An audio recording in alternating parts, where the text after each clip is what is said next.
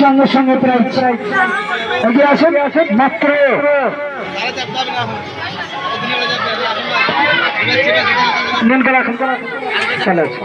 হ্যাঁ রে এগিয়ে আসেন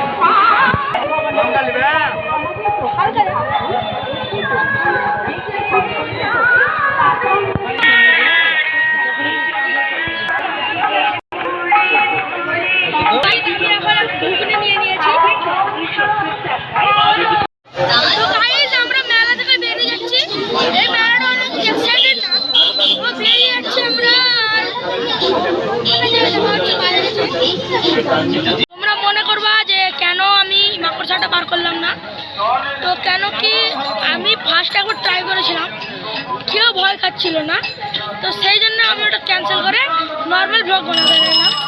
তো আজকের জন্য বাই।